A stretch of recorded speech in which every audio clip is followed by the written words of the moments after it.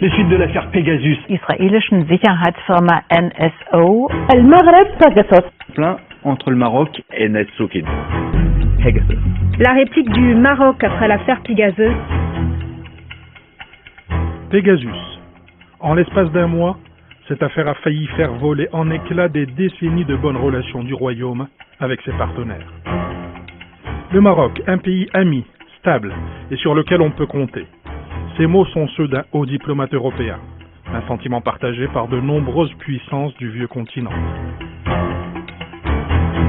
Promoteur de l'islam du juste milieu, modéré et tolérant, protecteur de ses frontières et celles des autres, contre toute forme de trafic et de migration illégale. Partenaire stratégique dans la lutte contre le terrorisme et la criminalité transnationale. Le Royaume a toujours été cité en exemple par ses partenaires européens qui saluent le fidèle allié pour sa coopération exemplaire et pour son chemin parcouru en l'espace de ces 2 dernières décennies. Le Maroc sert sa chance, avance, se développe, s'émancipe et engrange des points et des parts de marché sur le continent africain, où ses investissements ont connu une hausse significative au cours des 20 dernières années. Mais ces succès répétés dans les sphères économiques et diplomatiques commencent à gêner et à agacer. Le Maroc est aujourd'hui un concurrent sérieux, et celui qui réussit dérange. Il est évident qu'il y a une concurrence frontale entre les intérêts économiques français et les intérêts économiques marocains. Le Maroc a beaucoup récupéré le leadership aussi, capitalistique de ces boîtes. Et le Maroc, maintenant, sa propre destinée. Elle n'est plus dans une relation simplement avec la France, l'Union européenne. Le Maroc dérange, c'est désormais un fait. Le revers de la médaille, c'est qu'il est au cœur de batailles feutrées, parfois violentes, des attaques en biais d'un autre genre, de désinformation et de manipulation numérique où tous les coups sont permis ou presque, car l'objectif ultime est de faire perdre pied, faire mal et déstabiliser.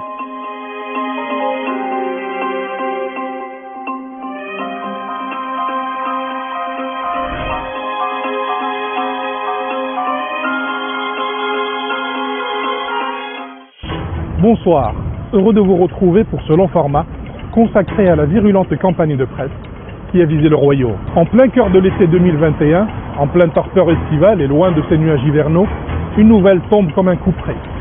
Le Maroc est un État espion.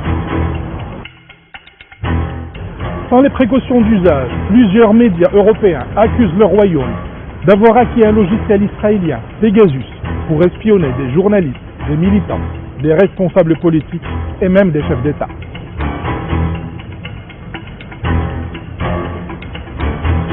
Derrière cette accusation, des ONG, un consortium de journalistes d'investigation et un réseau prestigieux de médias à travers le monde.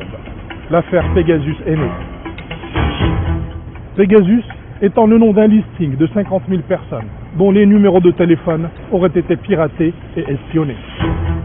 Les accusations sont graves et à ce jour, personne ne sait qui est l'émetteur de cette liste, la véracité de son contenu et dans quelles conditions elle a été récupérée. Cela n'a pas empêché les médias européens d'en faire une cabale et d'accoler les noms Maroc et Pegasus pour en faire leur gros titre. Dans une enquête au long cours, nous avons tenté de démêler les fils de cette affaire et de comprendre comment des médias de référence ont publié des informations qu'ils n'ont ni collectées, ni recoupées, ni vérifiées. Si la cible est connue, le Maroc, l'instigateur de l'affaire Pegasus, lui, reste tapis dans l'ombre. Est-ce une entité occulte, privée ou publique? Est-ce une officine d'État, voire même des États? En tout cas, une question s'impose. Qui a intérêt à déstabiliser le Maroc?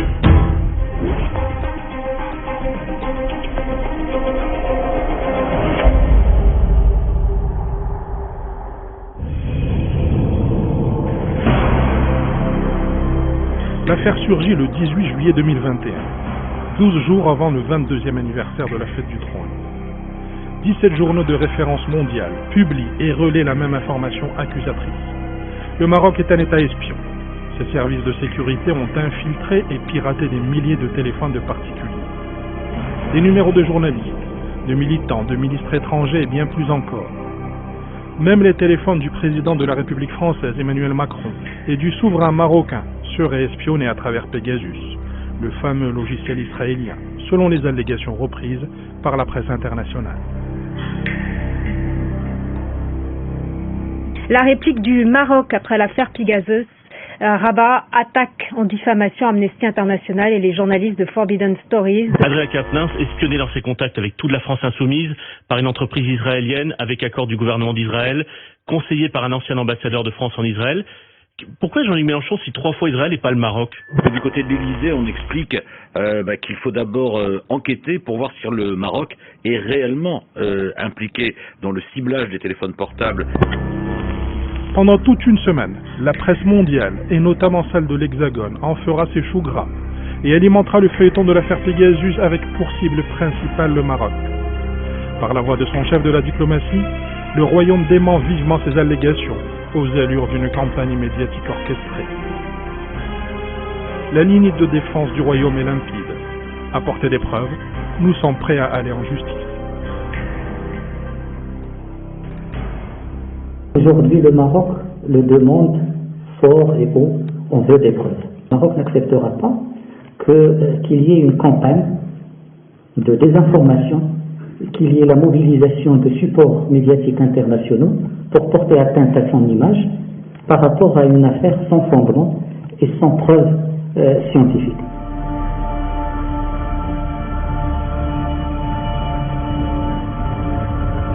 Le Maroc est leader dans la lutte internationale contre le terrorisme, c'est un ami toujours de la France, a beaucoup aidé à déjouer des attentats sur le territoire français, ça peut déplaire à certains. C'est ce que nous allons demander à la justice française d'éclairer et savoir qui pourrait être derrière cette manipulation.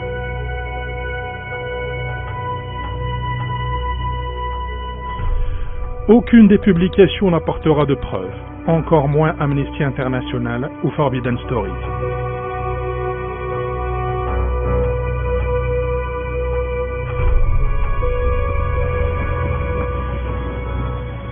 Six mois après le déclenchement de cette affaire, nous sommes allés à Paris pour voir les avocats chargés de la plainte déposée par le Maroc, pour comprendre les ressorts de cette affaire.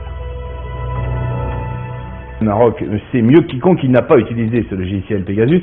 Le Maroc m'a demandé d'engager des procédures judiciaires. Nous avons fait des citations directes devant le tribunal correctionnel de Paris, c'est-à-dire des actions pénales, avec toute la gravité que cela comporte, à l'encontre d'Amnesty International, de Forbidden Stories, de journaux aussi prestigieux en France que Le Monde, qui est le quotidien de référence du soir, Radio France, la cellule d'investigation de Radio France, France Inter, qui est la première radio de France. Vous voyez la gravité de ce que nous engageons, avec la certitude que dans le délai légal de 10 jours, et je vais m'en expliquer, ces médias m'apporteraient un commencement de preuve, le début de la preuve des accusations qu'ils ont pu porter. Ils n'ont rien apporté.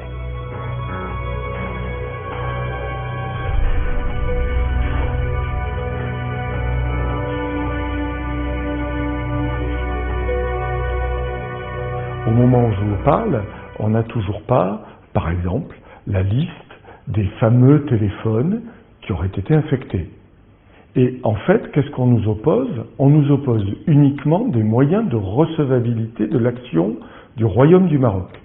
En fait, mes confrères qui défendent tous les médias français quasiment, puisque tout le monde s'était fait l'écho, prétendent que le Maroc n'aurait pas qualité pour pouvoir poursuivre des diffamations portant sur des services du gouvernement. Or, sont mis en cause clairement les services secrets marocains pour avoir commis des choses qui sont diffamatoires, qui sont fausses, que nous contestons et sur lesquelles, prétendument, nous ne pourrions pas nous plaindre. Une affaire basée sur une liste de dizaines de milliers de numéros de téléphone espionnés par le logiciel Pegasus. Un logiciel que détiendrait le Maroc et une quarantaine d'autres pays présumés. Et pourtant la presse mondiale indexe principalement le Royaume. Une affaire aux multiples zones d'ombre et aux nombreuses questions qui reviennent en boucle mais restent sans réponse. Qui est l'émetteur de cette liste? Quelles sont ses motivations? Que contient exactement cette liste? Qui l'a eu entre les mains? Quelle est la véracité de son contenu? Autant de questions qui en appellent une autre principale. La sacro-sainte règle du journalisme n'a pas été respectée. Pourquoi des publications internationales prestigieuses N'ont-elles pas vérifié les données au préalable?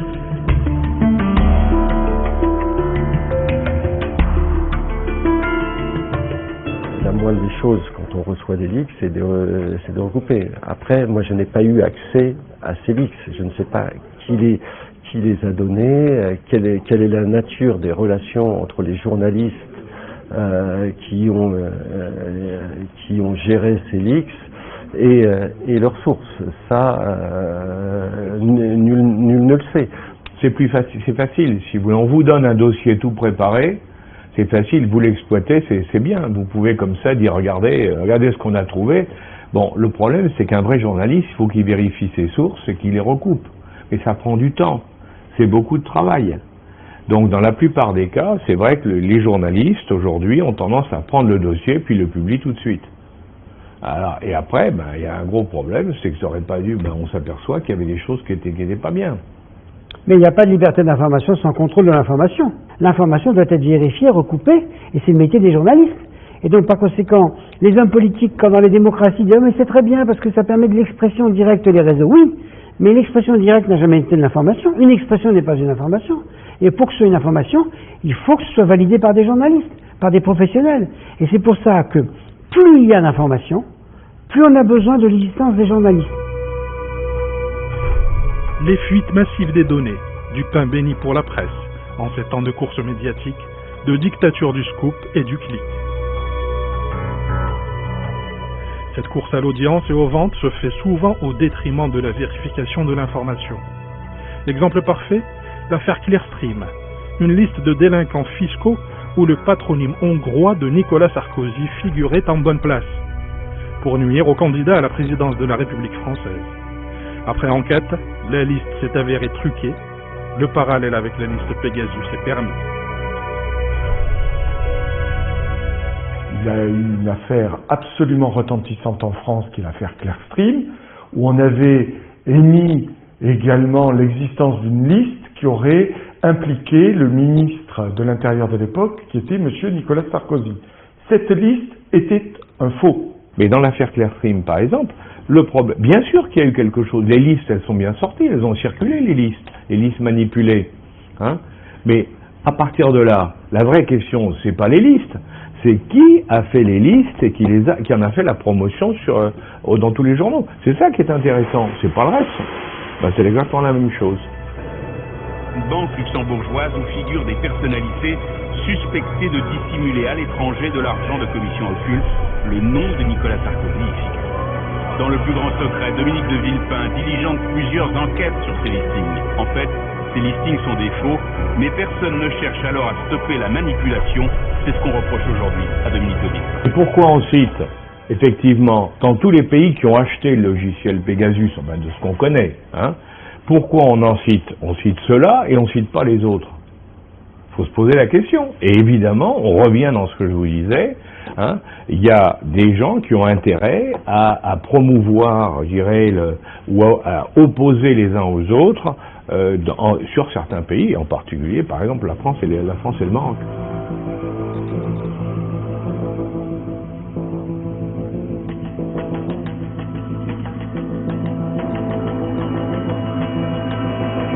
Dans un ouvrage d'enquête publié par 2 journalistes spécialisés dans le monde du renseignement, la manipulation n'est jamais très loin. Dans Armes de déstabilisation massive, Philippe Vassé et Pierre Gastineau soulignent qu'il n'y a rien de plus facile aujourd'hui que de mettre anonymement un dossier en ligne.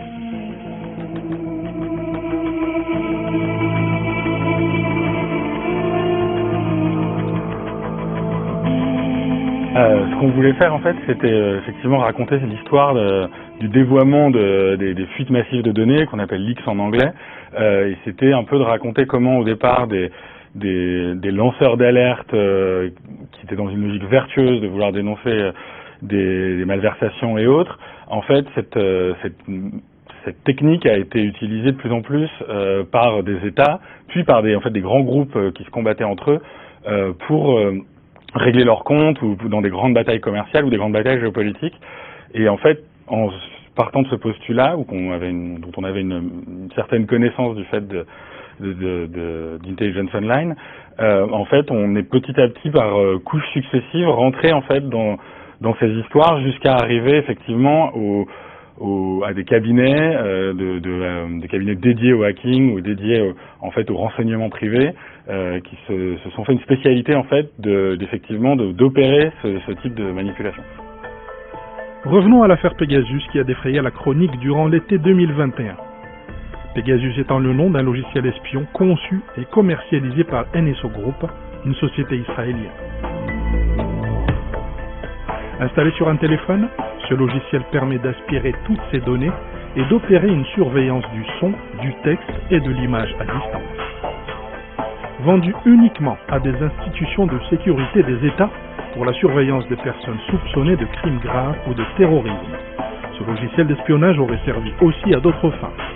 C'est la fameuse version développée et publiée par les instigateurs des leaks, intitulée Projet Pegasus.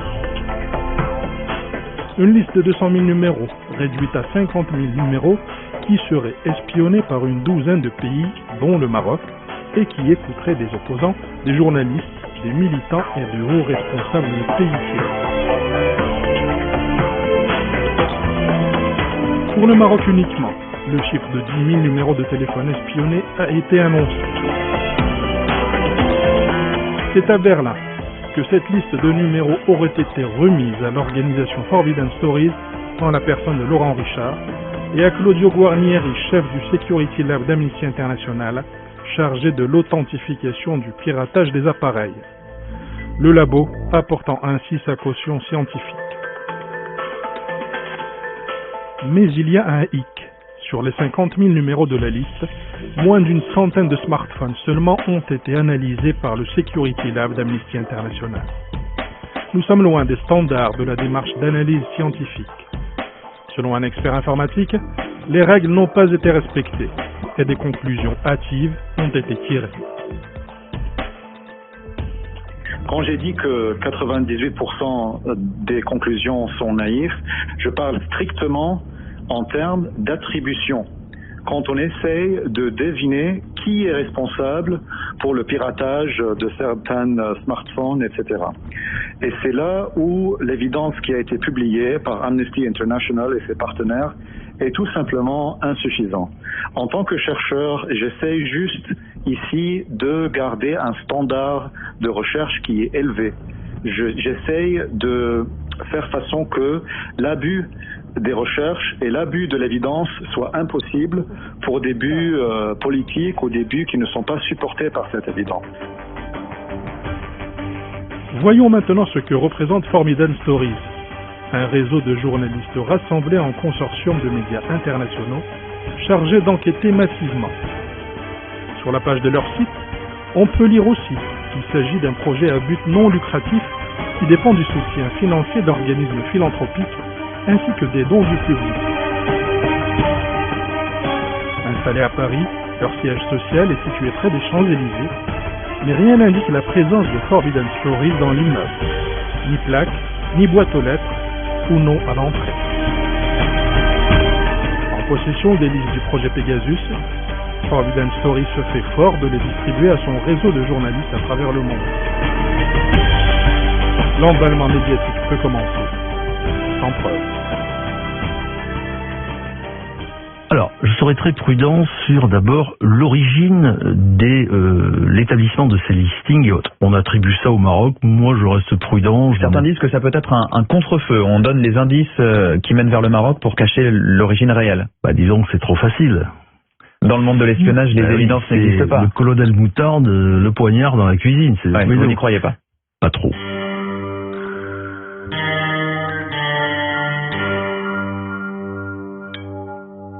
Dans ces affaires-là, il y a plein d'éléments qui vous échappent parce qu'on ne peut pas savoir. Si vous voulez aller savoir que vous avez été écouté, c'est pas si simple que ça. Hein. On suppose, on dit ben tiens, il y a des signaux, il y a des passages il y a des traces d'un logiciel dans un téléphone ou autre. Ok, mais d'où il vient, comment ça a été mis et autres, c'est beaucoup plus compliqué. Si vous voulez, aujourd'hui, dans beaucoup de faits, on ne sait pas qui est l'origine. Donc, oui, il y a possibilité de manipulation. Toutes les affaires mondiales montrent que si jamais il n'y a pas de contrôle démocratique par des professionnels de l'information, on peut mettre n'importe quoi sur les réseaux. Et les citoyens sont naïfs et un peu idiots quand ils s'imaginent que la vérité est dans les réseaux et que ce qu'on leur dit à la radio et à la télévision, c'est du mensonge. Des fois, il y a des erreurs à la radio et à la télévision. Et des fois, même, il y a des mensonges, bien sûr. Mais c'est sans commune mesure avec les mensonges, les erreurs, les manipulations qu'il peut y avoir sur les réseaux. Et j'ajoute que, dans la mesure où la plupart du temps, on s'aperçoit qu'il y a une confusion entre information et rumeur, et qu'on s'aperçoit qu'il y a des rumeurs et des échecs, alors à ce moment-là, si jamais on n'est pas capable de montrer où sont les échecs, où sont les manipulations, ça va développer une logique complètement de paranoïa. Et on risque d'arriver à une conséquence très grave, c'est que les citoyens n'aient plus confiance dans l'information, ni dans les journaux, ni dans la radio, ni dans la télévision, et qu'ils s'imaginent que tout le monde manipule tout le monde. Et c'est exactement ce qu'on voit aujourd'hui, il y a des complotistes partout. Pour mieux comprendre l'ingénierie des Pegasus Leaks, il faut quitter les quartiers huppés de Paris pour se rendre à Munich.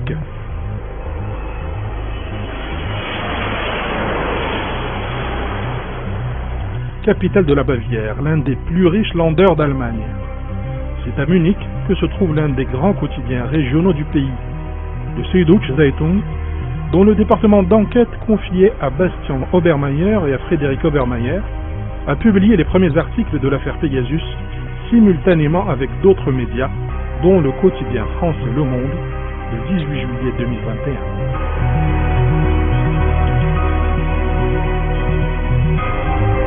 Familiers des leaks à succès, les deux Obermeier, membres de l'ICIJ, le consortium international des journalistes d'investigation, sont aussi derrière les Swiss Leaks, les China Leaks ou les Panama Papers.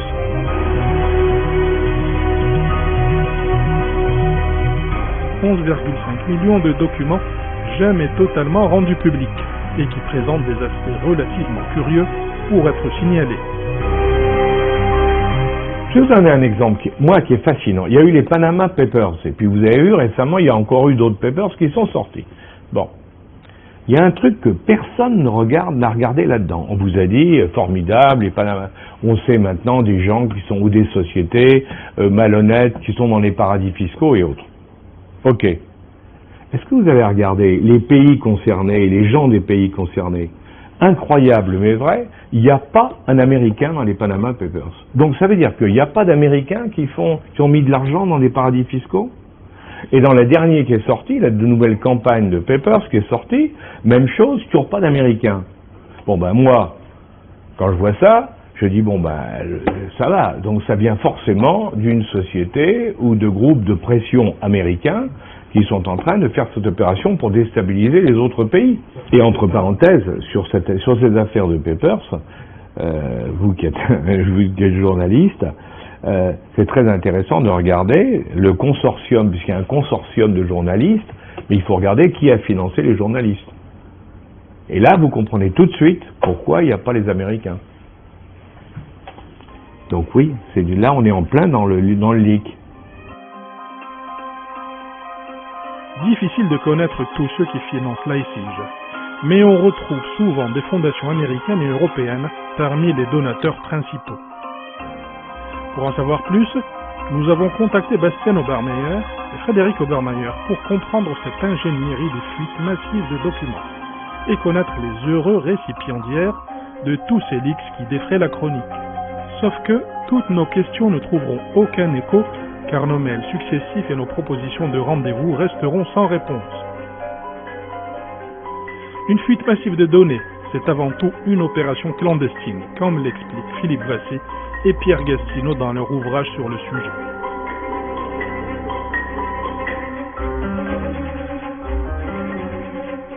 Les pirates qui volent les données comme les stratèges qui les mandatent opèrent dans l'ombre et s'ingénient à brouiller les pistes pour masquer leur intervention.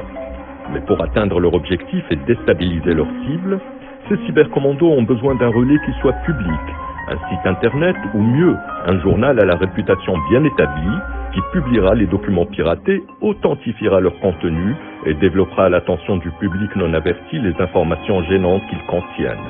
Bref, si la fuite massive est une arme, elle n'est rien sans détonateur médiatique.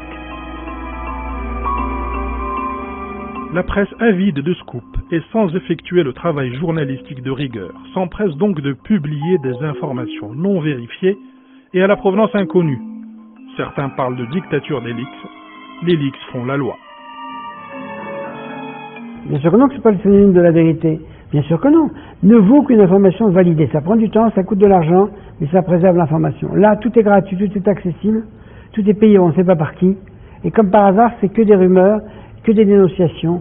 Donc par conséquent, le premier travail à faire, c'est de définir le concept d'information tel qu'il est utile journalistiquement et politiquement, et de dire voilà les règles qu'on est obligé d'appliquer pour vérifier. Par exemple, vérifier le vrai du faux. Où sont les sources? Un travail classique de journalisme, mais le faire à grande échelle. Et il faut qu'il y ait dans les différents pays des institutions qui contrôlent cette liberté d'information et de communication, non pas pour la fermer, mais pour qu'elle prenne son essor normal. Et ça, c'est une prise de conscience que les politiques n'ont pas, que les journalistes n'ont pas, et naturellement, tous ceux qui bénéficient de ce régime, ils disent rien. Donc il y a une perversion. Très peu de gens aujourd'hui vérifient l'origine de l'information. Et parce qu'ils n'ont pas le temps. Quand vous avez une information qui sort dans toute la presse mondiale, si vous la reprenez pas, vous êtes un mauvais. Donc vous êtes obligé de la prendre. Et après on vous dit, ah oui, vous avez vérifié la source. Ah je pouvais pas, parce que tout le monde en parle, il fallait que j'en parle aussi. Alors on en parle bien, mais on n'a pas vérifié si c'est vrai ou faux. Si le blanchiment des leaks par des médias de référence est acté, qui pourrait alors avoir intérêt à salir la réputation d'un pays et envenimer ses relations avec ses amis? En fait, c'est ce que je ne cesse de dire. Je dis depuis le premier jour que non seulement en France, les médias qui relayent ces accusations font fausse route, mais que les 17 journaux au niveau international dans 17 pays ont mal ciblé le Maroc. Le Maroc n'a jamais utilisé ce logiciel. Est-ce une erreur de leur part? Est-ce une démarche volontaire? Est-ce une authentique entreprise de déstabilisation? Il est trop tôt pour le dire, même si j'ai ma petite idée. À terme régulier, on voit toujours des campagnes contre le Maroc qui se déclenchent. On en a eu plusieurs dans le passé, et on a bien vu qu'à travers cet épisode, il y avait là, pour ceux qui ont porté cette campagne, la volonté de porter un nouveau coup contre le Maroc. Je crois qu'il y a beaucoup de gens hypocrites dans tout cela. D'abord parce que tout le monde sait qu'au jour d'aujourd'hui, tout le monde écoute tout le monde. Tout le monde écoute tout le monde. C'est un fait, et je suis particulièrement bien placé dans mes responsabilités pour le savoir. Alors écoutez, moi je ne vais pas me substituer en quelqu'un spécialisé en géopolitique. Je constate simplement que l'Allemagne, par exemple, a reconnu avoir utilisé le logiciel NSO, à la différence du Maroc, qui a indiqué, sans être contesté, n'avoir jamais eu à faire avec cette société, ni même avoir commandité quelques prestations de sa part. Bien, pas un mot sur l'Allemagne. Et une accusation gratuite contre le Maroc. Alors moi, je laisse à vos téléspectateurs et aux gens qui vous écoutent le soin de se poser les questions. Je constate simplement, peut-être est-ce une piste, qu'au moment où le royaume chérifien se rapproche diplomatiquement d'Israël, nous avons, comme j'allais dire une coïncidence, cette campagne de presse qui se déchaîne. Depuis toujours, entre le Maroc et la République fédérale allemande, les relations étaient à la fois normales et cordiales, marquées par un fort esprit de coopération. Mais à partir de 2016, le ciel entre Rabat et Berlin s'assombrit. En 2016, les Marocains avaient informé leurs homologues germaniques de la présence d'un Tunisien qui projetait de commettre un attentat sur le sol allemand. Anis Amri, djihadiste qui a prêté allégeance à Daesh, a pu être tracé par les services marocains qui avaient partagé l'information avec la BKA, la police criminelle allemande. Une information qui aurait été ignorée par les services allemands, selon le journal allemand Der Tagesspiegel. L'attentat du marché de Noël de Berlin, le 19 décembre 2016, avait fait 12 morts et 67 blessés. 5 ans après, l'Allemagne se souvient, commémore et reconnaît ses erreurs à travers la voix de son président, Frank-Walter Steinmeier. Nous devons le reconnaître. L'État n'a pas été en mesure de tenir sa promesse de protection, de sécurité et de liberté. Il a une dette envers vous, envers les victimes, les blessés et leurs familles. Il a le devoir de comprendre les erreurs, les omissions et les problèmes qui ont contribué à ne pas pouvoir empêcher cet attentat. Le premier acte inamical se produit lorsque Berlin organise une conférence pour la paix sur la Libye le 19 janvier 2020, sans inviter le Maroc, hôte des pourparlers de Sfera et acteur majeur du processus de paix libyen.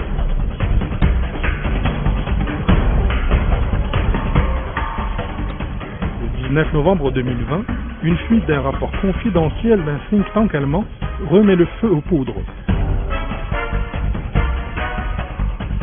Le SWP, Institut allemand des affaires internationales et de sécurité, recommande un rééquilibrage des aides au Maghreb en freinant le Maroc aux ambitions dites hégémoniques et en favorisant les pays voisins, l'Algérie et la Tunisie. Un appel clair à limiter le développement du Maroc que le SWP n'hésite pas à plaider auprès des instances fédérales allemandes. Le rapport a été rédigé par Isabelle Wehrenfels, senior fellow au SWP. Nous l'avons sollicité pour un entretien qu'elle a décliné.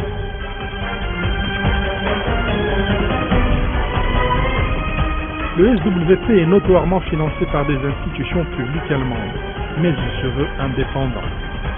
Invitée d'une web radio algérienne, Isabelle Wehrenfels lève le doute. Alors, nous sommes une institution très vieille, 55 ans, c'est très vieux pour un think tank, qui est financée par le gouvernement allemand et c'est peut-être, ça semble paradoxal, en même temps indépendant.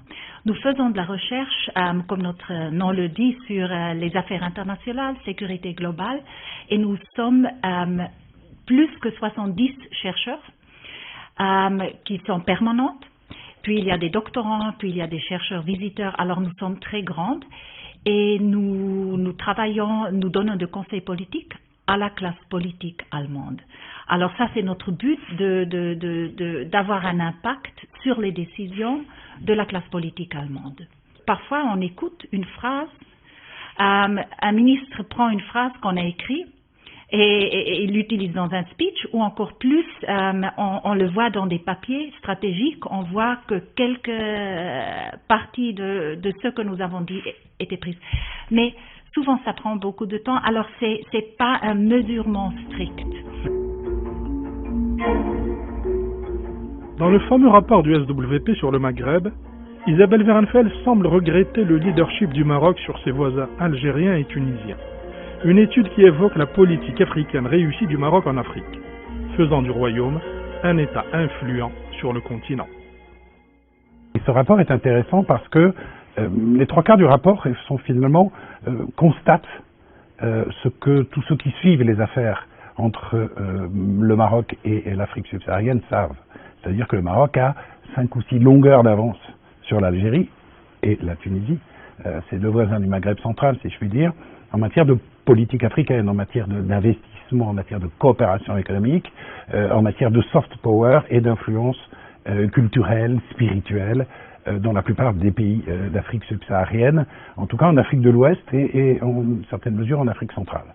Bon, mais le problème, c'est qu'après avoir fait ce constat, la recommandation qui suit dans ce rapport est de dire il faut absolument rééquilibrer les choses entre le Maroc et l'Algérie. Il faut donc aider l'Algérie à ce qu'elle accède également à ces marchés et à cette influence économique, culturelle aussi, en Afrique subsaharienne, parce que l'auteur de ce rapport semble regretter que la politique algérienne, depuis à l'époque de Bouteflika, se soit complètement mise en retrait de l'Afrique subsaharienne. Elle prend acte du fait que le président Tebboune a décidé, lui, de réinvestir. Bref, il faut aider l'Algérie.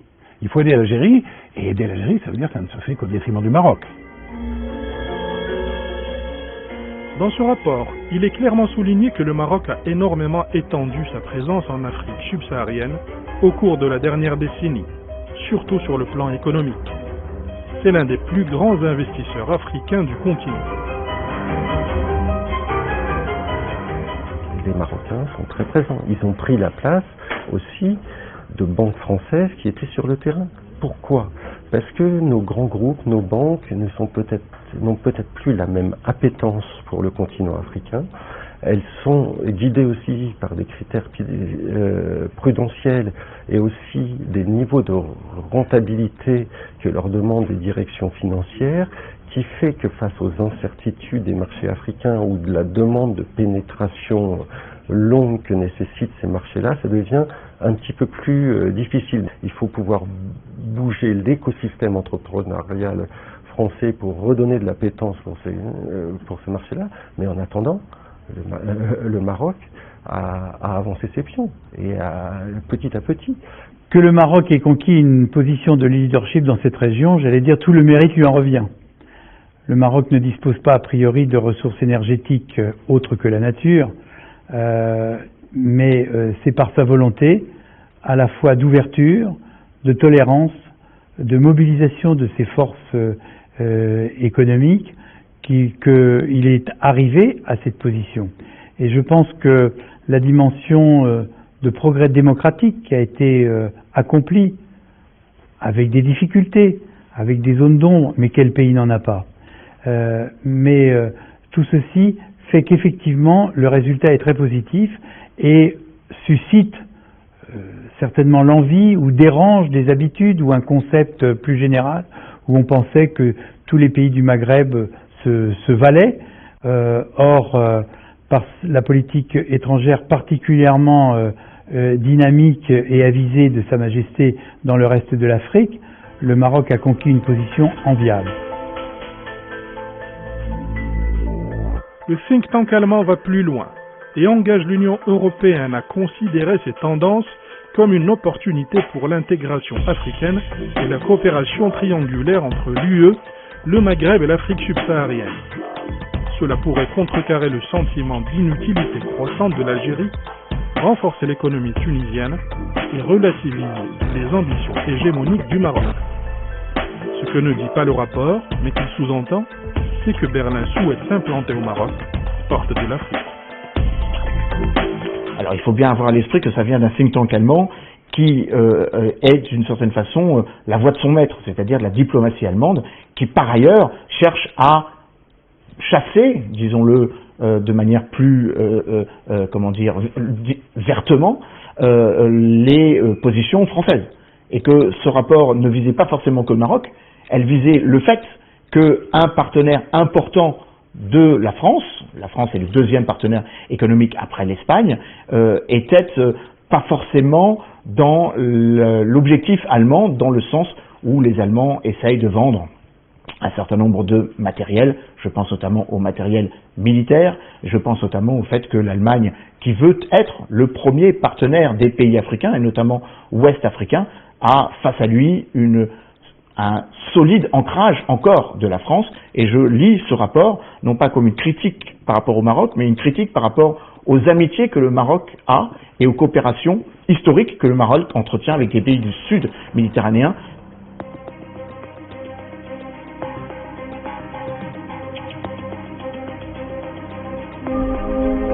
Le 10 décembre 2020, c'est la goutte qui fait déborder le vase. La reconnaissance du Sahara marocain par les États-Unis ne plaît pas à Berlin. L'ambassadeur de la République fédérale allemande à l'ONU convoque une session d'urgence du Conseil de sécurité pour revenir, dit-il, au respect du droit international. Le 27 février 2021, la série d'actes hostiles se poursuit quand le drapeau du Polisario est hissé au fronton du Parlement régional du Länder de Brême. Visiblement, les succès économiques et diplomatiques du Royaume ne semblent pas plaire à Angela Merkel. Écoutez, manifestement, il y a un problème de rupture d'équilibre diplomatique qui s'est fait. Disons qu'il y avait un équilibre diplomatique négatif.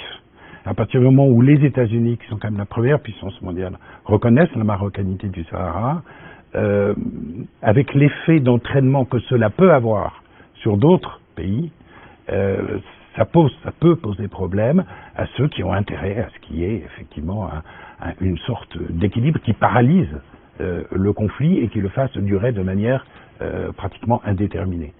Ça peut poser problème, éventuellement, à un pays comme l'Allemagne. il n'y a pas que ça. Il y a tout ce lobby pro-algérien et pro-Polisario qui va de Madrid à Berlin, en passant par Paris et par Londres, dans un certain nombre de milieux politiques, d'ONG, de médias. Ça pose effectivement un gros problème.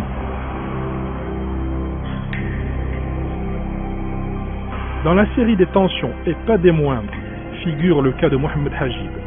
Accusé de terrorisme, arrêté en République fédérale allemande, il est extradé au Maroc où il purge une peine de 7 ans de prison avant de retourner en Allemagne. Depuis son retour en 2017, le binational insulte et menace le Maroc en toute impunité depuis Duisbourg où il réside. Plusieurs mandats d'arrêt émis par le Maroc ont systématiquement été rejetés par les autorités allemandes. La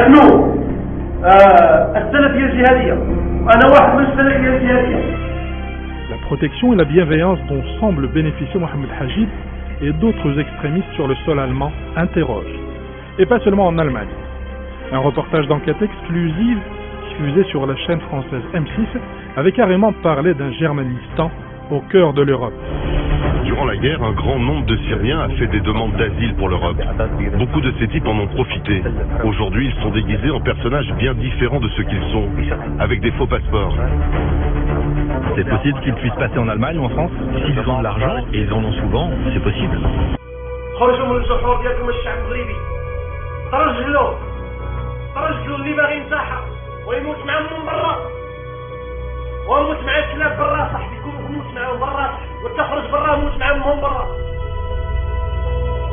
Les appels au meurtre de Mohamed Hajib lancés depuis l'Allemagne seraient donc de la liberté d'expression?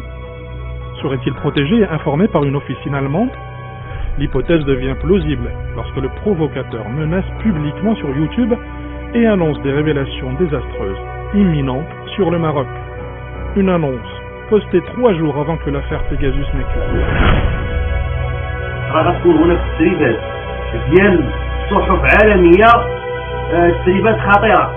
Mais qui a bien pu lui donner ce genre d'informations réputées hyper confidentielles? Hajib était-il de mèche avec les renseignements allemands?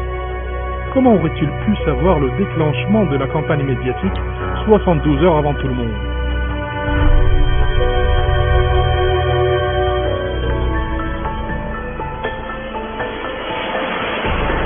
Retour en France, où les médias de l'Hexagone ont été le fer de lance du feuilleton Pegasus, avec un battage rarement vu. Si certains organes de presse sont restés prudents et ont utilisé le conditionnel pour relater les informations qui seraient contenues dans les listings, plusieurs autres médias et journaux de référence n'ont pas pris la peine de le faire et ont publié sans réaliser le travail nécessaire de recoupement des sources et de vérification des informations. Aux deux principales institutions de presse de l'Hexagone, que sont Radio France et Le Monde, nous avons envoyé des demandes d'entretien restées sans retour. Au bout de plusieurs échanges de courriels, avec Gilles Vancotte et Emmanuel Davier, médiateurs respectifs du journal Le Monde et des antennes de Radio France, nous n'avons pas réussi à obtenir d'interview pour comprendre si leurs collègues journalistes ont pu avoir accès aux sources, vérifier et recouper les informations qu'ils ont publiées et diffusées.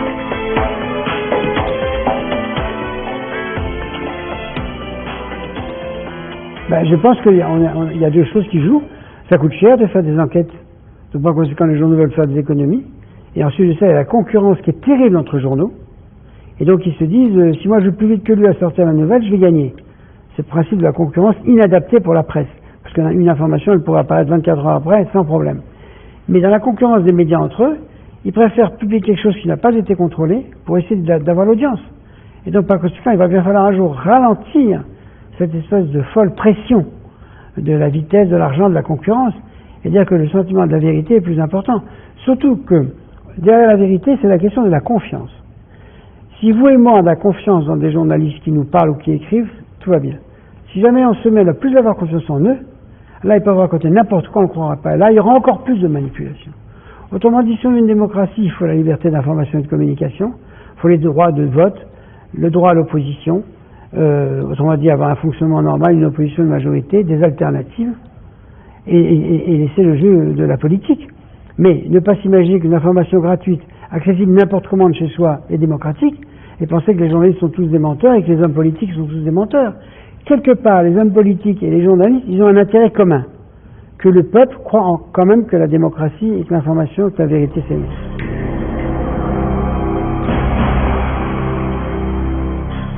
Les temps ont changé, le monde est désormais multipolaire, et les amis d'hier deviennent la cible d'aujourd'hui. Comment expliquer que les leaks de l'affaire Pegasus ont eu pour épicentre Paris et Berlin? Y a-t-il eu connivence? Action par procuration? Fort de son bon droit, le Maroc a donc riposté par la voie judiciaire pour faire toute la lumière sur ces questions, derrière lesquelles se cacheraient de pseudo-lanceurs d'alerte.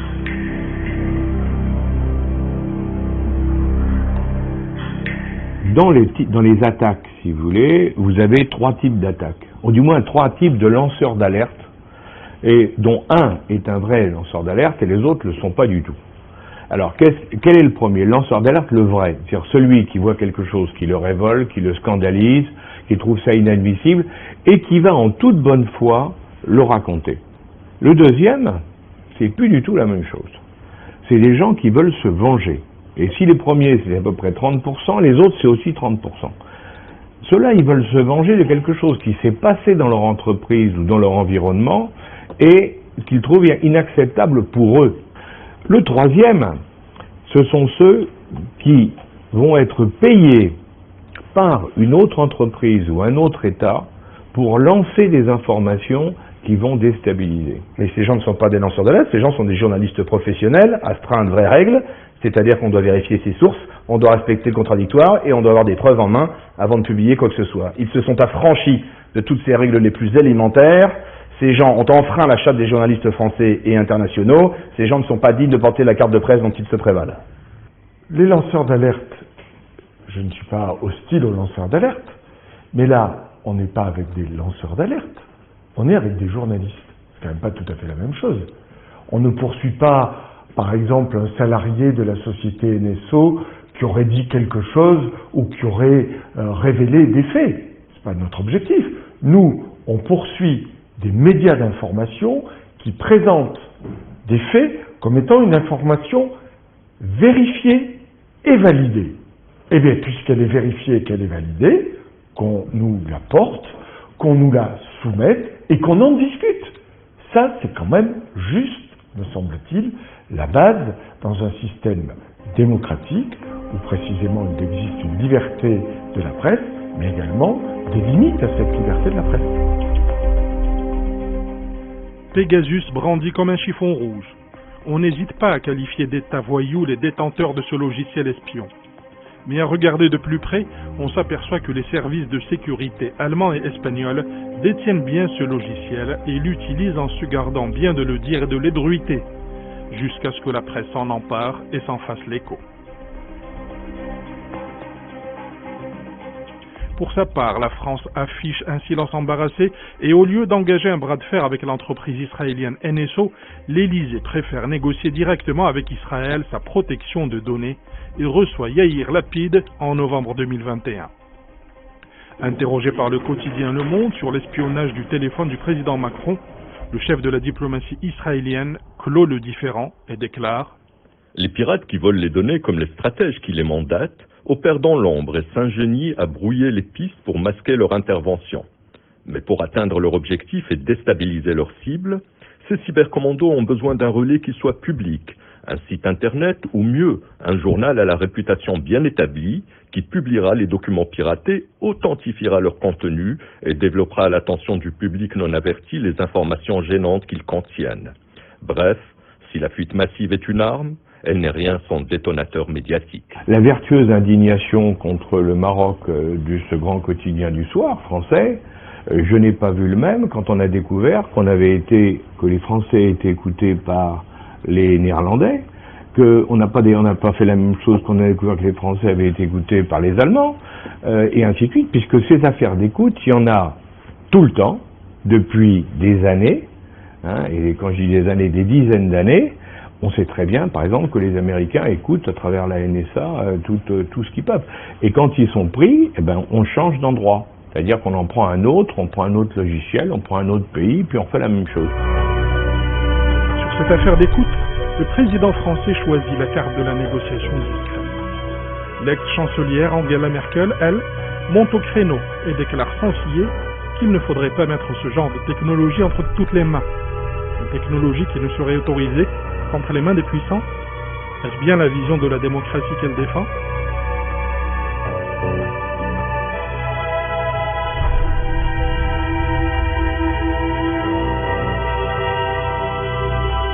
Une affaire chasse l'autre. L'affaire Pegasus ne fait plus la une des journaux. Elle est désormais devant les tribunaux. Pour les avocats du royaume, ce n'est pas une question de technicité juridique, mais de principe et d'honneur.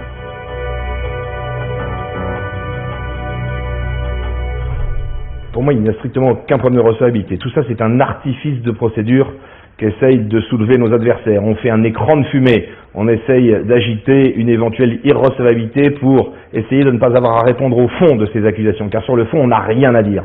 Sur le fond, on a été de fiefés coquins et de fiefés menteurs. C'est inadmissible et c'est inacceptable. Et comme souvent, quand on n'a rien à dire sur le fond, on essaye de faire un artifice de procédure. D'abord, la justice française ne se prononcera pas contre cette recevabilité, car il existe une jurisprudence, mais aucune jurisprudence n'a encore statué sur la recevabilité d'un État à défendre ses services ou ses administrations. C'est pas le royaume du Maroc ex nihilo, en tant que tel, qui aurait utilisé, aux yeux de ces gens, le logiciel. Ce sont bien des gens, des services, des administrations ou des fonctionnaires. C'est pour eux et pour leur compte, pour l'honneur de ces fonctionnaires, de ces administrations ou des services que j'agis, et ceux-ci sont parfaitement recevables, vous le verrez. Moi, je veux dire que nous ne lâcherons rien. Avec mon confrère Baratelli, nous poursuivrons, car nous considérons qu'il s'agit d'une question de principe. Et on ne transige pas avec les principes. Donc nous irons jusqu'à l'épuisement des voies de recours en France, et nous verrons alors s'il est nécessaire, peut-être, de saisir la justice européenne de ce qui m'apparaîtrait véritablement comme un déni de justice. Le monde a changé. La mondialisation a défini de nouvelles frontières, de nouvelles alliances et de nouveaux rapports de force. Aujourd'hui, des puissances de l'Europe vieillissante ont du mal à reconnaître l'émergence de nouveaux acteurs régionaux, affranchis des liens historiques qui caractérisaient leurs relations. Le crépuscule d'un continent au passé colonialiste fait place à une aube naissante, avec de nouvelles puissances économiques et diplomatiques régionales. Et c'est peut-être ce Maroc en marche qui gêne. Voilà, c'est la fin de cette émission, que vous pouvez revoir sur notre site www.2m.ma et sur l'application My2M. Je remercie toutes les personnes qui ont contribué à sa réalisation. C'est Mohamed Sabih à l'image, Abdel Taïf El-Farh à la production et Tariq Chmaoui à la réalisation. Merci pour votre fidélité et excellente fin de soirée sur 2M.